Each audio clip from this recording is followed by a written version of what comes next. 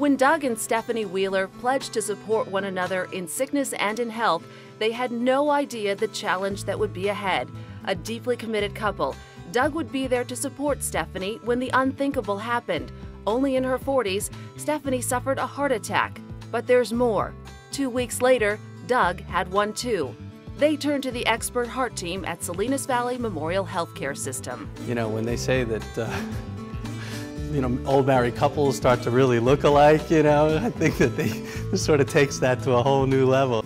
For Stephanie, it was just a normal December day, but at work, she began to have chest pains. She shrugged them off, assuming it was just a bad cold. Got through the day working and came home and decided to lay down and rest, and that's when I started having really intense pressure down my arm and in my back and the clammy sweats, and we made the decision to get to the hospital. Dr. Gerber and his staff began treating Stephanie immediately. It is somewhat unusual for a woman her age to have a heart attack. Stephanie says, in hindsight, she'd shown symptoms for a month leading up to her heart attack. Just the intermittent pain and just a general feeling of fatigue, never feeling rested, never feeling any energy at all, and just continually spiraling down. Turns out she had a blood clot in the pulmonary artery. Dr. Gerber put a stent in her heart to free the blockage. Now blood is flowing and simple things like walking upstairs no longer take her breath away. Dr. Gerber and his team were very reassuring, very comforting. I felt like I was in good hands.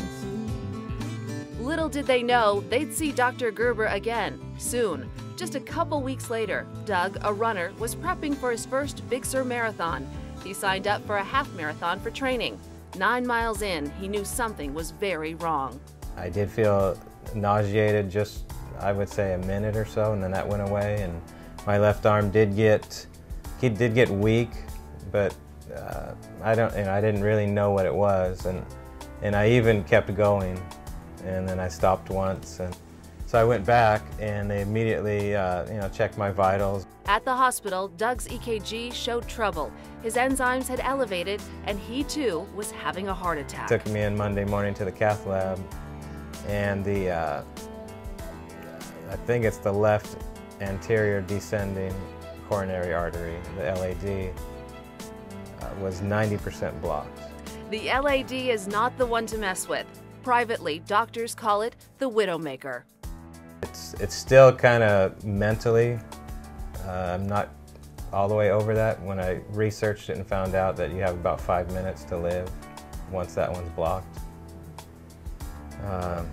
that still shakes me up a little bit thinking about it, that you're that close to being gone, and there's nothing they can do. I think that was a really good thing that Mr. Wheeler did, was to pay attention to his body and really realize that this was not something he usually felt during a typical run, and do something about it, because if not, and he kept going, he might have dropped dead on the run.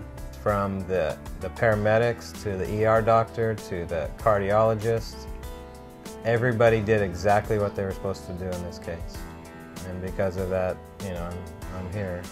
After recovery, the couple knew they needed to make lifestyle changes, so they took advantage of the educational opportunities at Salinas Valley Memorial's Cardiac Rehab Center, and now have a new outlook on life.